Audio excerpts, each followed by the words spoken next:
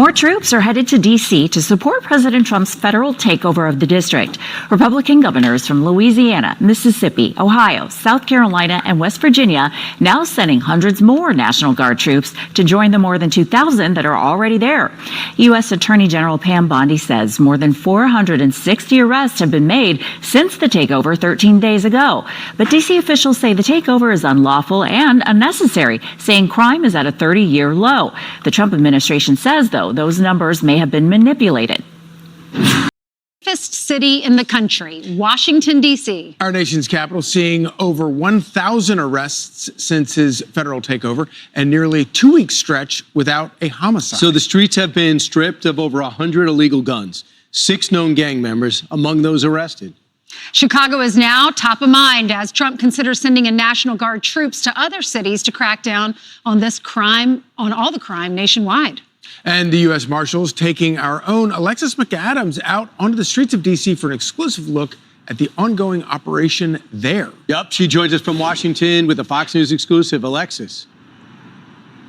Good morning. Yeah, we had the chance to go all around Washington, D.C. We're still wearing the same outfits we were when we started this ride along, you guys, because they went pretty much all night and all throughout the morning trying to get as many people as they could off the streets here of Washington, D.C. We had a one-on-one with the director of the U.S. Marshals Service who tells me his job here in the capital city is far from over.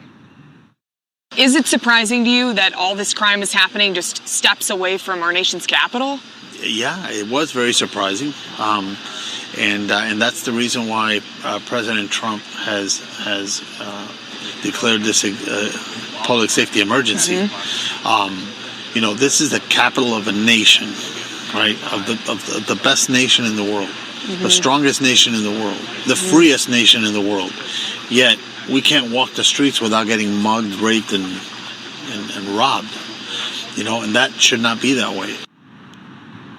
So according to the feds, nearly 100 people were arrested just last night. They had teams out all over the place from federal, state, and local partners. Our cameras were rolling as we spent hours out there in different parts of the city. We were in high crime areas right outside, pretty much just a mile or so from the White House. It was interesting to see. You didn't have to go far to go to those neighborhoods. They served warrants for suspects wanted for a long list of violent crimes like what? Robbery, carjacking, and assault. So one guy, we were there when he was arrested, wanted in connection with an armed carjacking out in Maryland near Baltimore. He told investigators, why are you taking me in if they're just going to hold me for 3 days and release me? The judge is literally going to say we're going to put him on a 3-day hold. Then once the 3-day hold is up, Anne Arundel never shows up. I done been over DC jail 6 times for the same warrant. They never show up. DC jail has to release me. They release me. It's the same thing every time. The same thing every time. So we'll see what happens this time because he went to the D.C. lockup here. So Gadi Saralta, you might know him. He's the current director of the U.S. Marshals Service. He worked in Florida for years, has been in law enforcement for decades. He was sworn in earlier this month after President Trump picked him here. He's running point for 20 agencies, local, state, and federal, for this President Trump's Making D.C. Safe and Beautiful task force. In less than a month, the new initiative to fight crime has led to more than 1,000 arrests and counting. Dozens of people arrested were here in the country illegally, according to the feds, including members of Tren de Aragua. Back at your live as you continue to talk about President Trump's crackdown on crime, not just here in Washington, D.C., but New York, L.A., Chicago, you name it. We asked the marshals, do you think this will work in Chicago? Would it work in those other areas? They think that it would because they have a great federal partnership here. And you should see how many resources they bring in. So they really help the local police, from what I saw, kind of have the ability to do this. So the big thing is, Alexis, they don't just stay in the nice areas of D.C., right? No. Yeah, I mean, we were over there as people that have been to D.C. and kind of know this area, you know, Cafe Milano, that's in a nice area, I thought, but you turn down one street and people were telling me you can get carjacked there. So whether you're in a nice area or you're out in an area right outside of D.C. here where it's not so nice, they really had a lot going on. And they mentioned, too, specifically, this is not about, you know, tracking down migrants who are here illegally committing crimes, but that's who they're coming across. So imagine where we are right now at the White House and the nation's capital, and he talks all the time about cracking down on migrant crime. President Trump's people didn't have to go too far to find those people. MS-13, Tren de Aragua, you name it. They're out here, right here in Washington, D.C. All right. Thanks so much, Alexis. Thank you. Fascinating. President Trump says Washington is probably one of the safest cities in the nation right now. The president defending his use of federal personnel in the nation's capital, saying it could happen elsewhere. He says Chicago may be next, calling it a killing field. Chicago's mayor and the governor of Illinois are strongly opposing that idea. Today, the president signed executive orders ending cashless bail in D.C. and making flag burning punishable by a year in jail. Senior White House correspondent Peter Doocy starts us off tonight live from the North Lawn. Good evening, Peter. Good evening, Brett. President Trump is trying to stack deterrents on top of each other to bring crime down and keep it down in the nation's capital. The latest one, he is getting rid of cashless bail here in the District of Columbia. He's also so pleased with the way that things have been going here in D.C. for the last 2 weeks or so that he is sizing up other cities for possible National Guard deployment. We want to go from here to other places. Next on the list could be Chicago, whose mayor is unimpressed by the Capitol crime crackdown. The president has spent hundreds of millions of dollars to arrest 9 people in D.C. The president was quick to correct Mayor Johnson. 9 people? We didn't arrest 9 people. We actually arrested a total of well over 1,000 people. But President Trump plans to wait to send in the troops until Illinois Democratic Governor J.B. Pritzker asks him to. I think until I get that request from that guy, I'm not going to do anything about it. I hate to barge in on a city and then be treated horribly by corrupt politicians and bad politicians like a guy like Pritzker. He ought to spend more time in the gym, actually. Pritzker responded this afternoon. Mr. President, do not come to Chicago. You are neither wanted here nor needed here. President Trump also has Maryland Democratic Governor Wes Moore, who some see as a possible 2028 contender, saying, LOL, and keep telling yourself that, Mr. President, after the latest claim in a days-long back and forth about crime in Baltimore. I met him at the Army-Navy game. They said, oh, there's Governor Moore. He'd love to see you. He came over to me, he hugged me, shook my hand. You were there. He said, sir, you're the greatest president of my lifetime. Despite encouraging crime data over the last 2 weeks, the U.S. Attorney for D.C. is concerned about keeping the district safe. We have got to lower the age of criminal responsibility in Washington, D.C. The gangs and the crews are 13, 14, 15, 16, 17 years old. I can't touch them. For now, the president is claiming victory over those criminals. Washington was the most dangerous place in this country, and now, you know what? It's probably the safest place in our country. President Trump is also teasing a major change as soon as a week from now to the name of the Department of Defense. He says he wants defense, but he also wants offense. And the president does not seem worried at all about getting the necessary congressional approval to change the name back to the Department of War. Brett. Okay. Peter, tell us about the executive order regarding people who burn the American flag.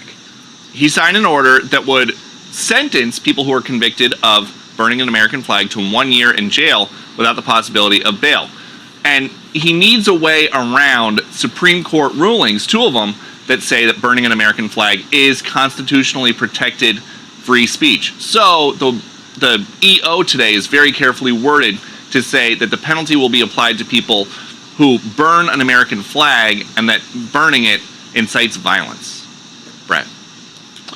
Okay, we'll see how that goes. Peter Doocy, live in the North Lawn. Peter, thanks. Here's why Democrat cities are plagued by violence should consider getting on board. If you look here at Washington, D.C. at a 2-week period this year compared to last year, property crime is down 20%. But the biggest thing are all of the violent crimes, often including robbery, which is down 60%.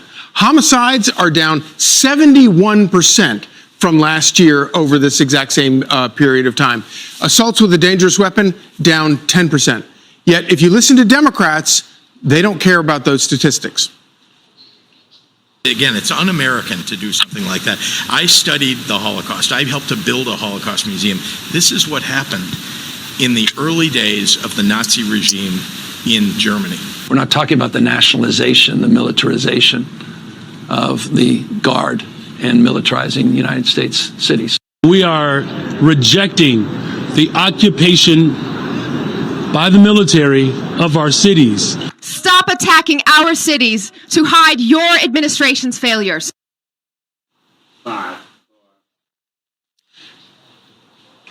And then, of course, if you listen to some of these Democrat politicians and government leaders, they try to tell you that crime is not surging in their localities. But if you look at Oakland, California is rated number 2, the most dangerous place in the United States. Boston, Massachusetts has seen a 67% increase in homicides year to date from last year to this year. In Chicago, a 78% increase in motor vehicle theft from 2021 to 2025. Here with me now is Riverside County, California Sheriff and California gubernatorial candidate Chad Bianco. So it turns out, Sheriff, that surging officers onto the streets actually has an effect on crime. Yes, it does. And we've actually known this for decades, which is why California, probably one of the most progressive states in the country, has completely handcuffed, no pun intended, law enforcement and taken away that proactivity, demonized law enforcement, decriminalized our justice system, and enabled these criminals. And other cities in other states followed suit. And now we see the results. It's failed liberal policies that are harming our cities. You know, one of the aspects of it that I think is most appalling to me is to listen to these politicians who, by the way, run a lot of these cities. The way they speak about policing, to suggest that policing equals fascism, I can only imagine what that must be like for a cop who has a hard job to begin with, a nearly impossible job to begin with, and then to be told by the people who are in authority over them, think of them as fascists. Yeah, it is demoralizing. And the good thing about California is we've gotten past it. And we get it from the media, we get it from our politicians all the time, but the residents have gone overboard now, making sure that while we're out in the streets, they are thankful, they are grateful, they thank us for doing what we're doing. So we're seeing a major change probably in the last 2 years here that we know is going to get better and resonate through the rest of the country. But this disgusting politicalness of calling everything Nazi, fascist, all of the psychological warfare that the Democrats are playing to cover up their absolute total failures is astonishing to me. Do you find that even voters in places like San Francisco, outside of your area maybe, are starting to wake up and realize that this is a real problem that needs to be addressed? They are. Oakland, which you mentioned, right next to San Francisco, which is one of the worst. It looks like a third world country in some of the places when you drive down there. The residents are completely fed up, but yet the media only shows the politicians saying how great it is, and the residents are starving for law enforcement. They're starving for someone to come in and help to rescue their cities, basically, to save their livelihoods, their kids. And the politicians are tone deaf here. It's a bizarre situation that we're in. These politicians love to talk about tyranny, but don't seem to care about the tyranny of crime. Chad Bianco, Sheriff, thank you so much. Crime is going to be a big thing. And we are the party, the Republicans are the party that wants to stop crime. We're against crime. The Democrats like crime. They're against crime prevention.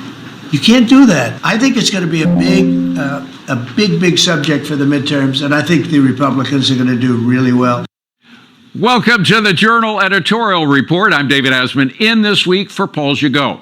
Well, that, of course, was President Trump at his cabinet meeting on Tuesday, predicting that crime will be a defining issue in next year's midterm elections as he steps up his crackdown in America's cities.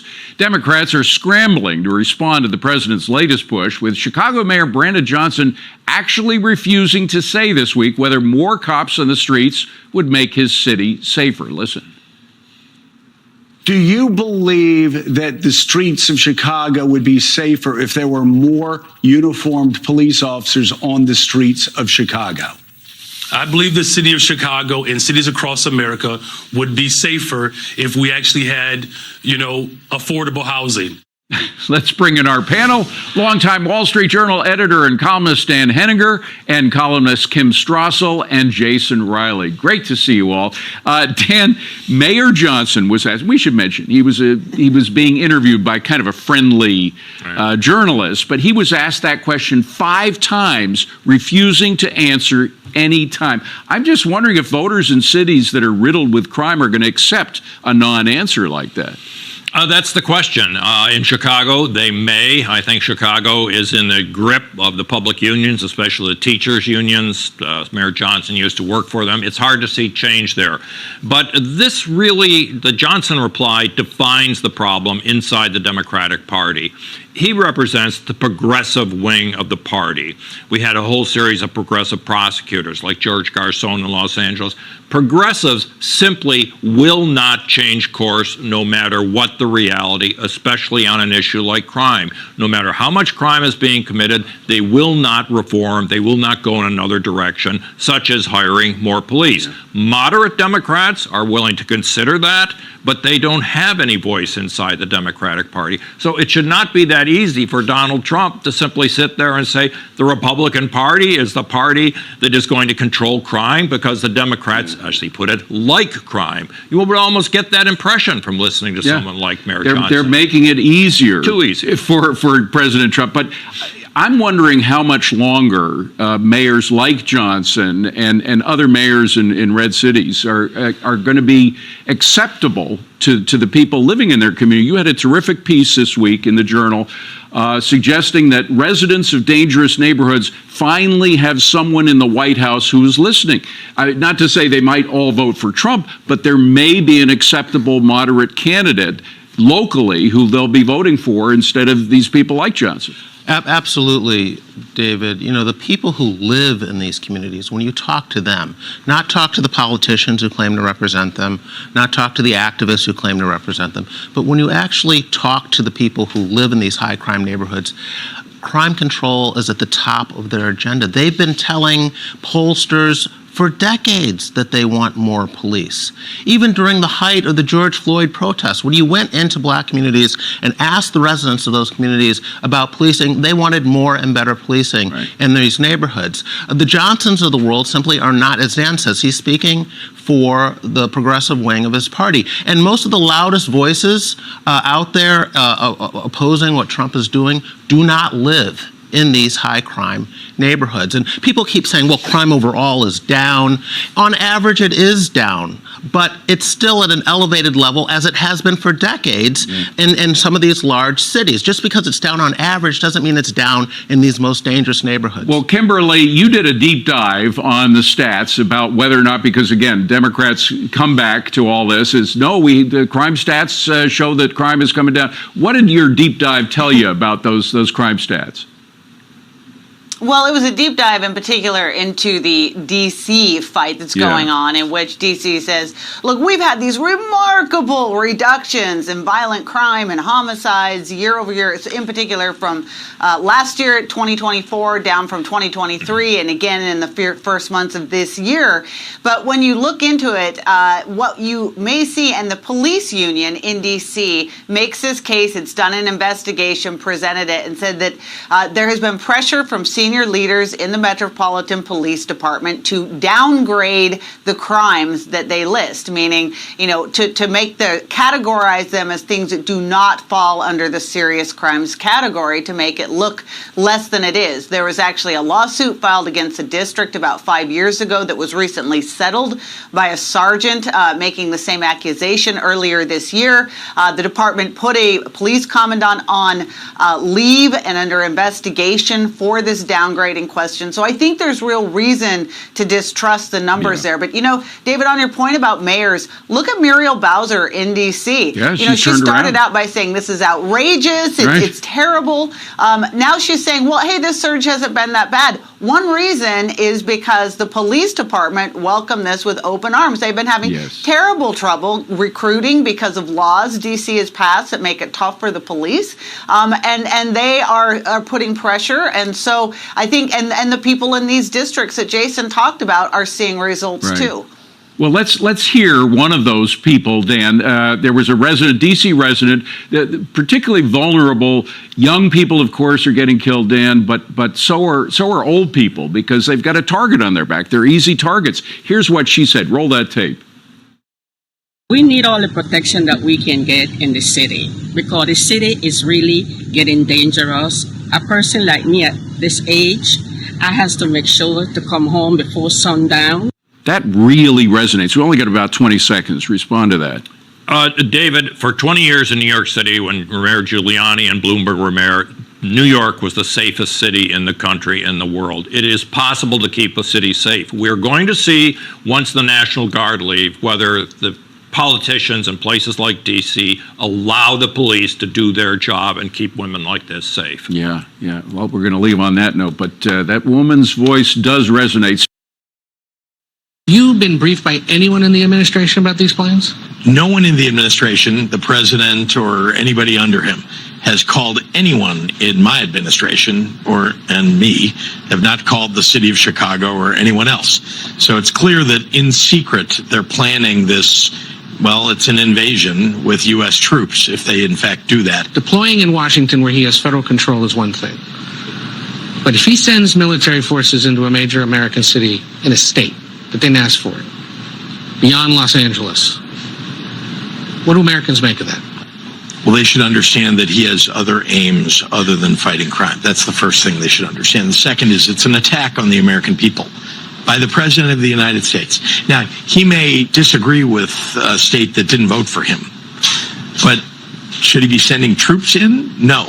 You said he has other aims. What are the other aims? The other aims are that he'd like to stop the elections in 2026 or, frankly, take control of those elections.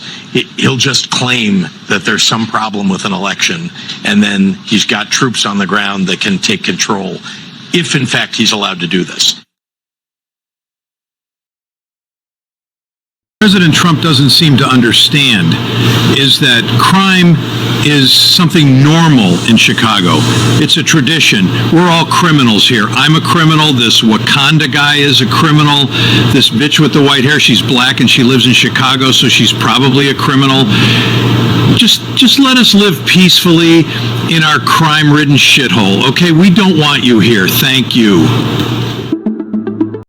We'll go to another location and we'll make it safe also. We're going to make our country very safe. We're going to make our cities very, very safe. Chicago's a mess. You have an incompetent mayor, grossly incompetent, and we'll straighten that one out probably next. That'll be our next one after this, and it won't even be tough. And the people in Chicago, Mr. Vice President, are screaming for us to come. They're wearing red hats, just like this one, but they're wearing red hats. African-American ladies, beautiful ladies, are saying, please, President Trump, come to Chicago. Please. I did great with the black vote, as you know, and they want something to happen. So I think Chicago will be our next, and then we'll help with New York, and we're going to help with, and I think a lot of these people that you see on television, they are, including the people in this audience, they'll say bad things about me. And then they'll say, thank God he's here. Because half of them got mugged, and they don't want to get mugged again. But they're, they work for they work for stupid people that are radical left, and they're made to do things and say things that they don't want to be saying. But the people right here are all happy because you're not going to be mugged in Washington, D.C. anymore.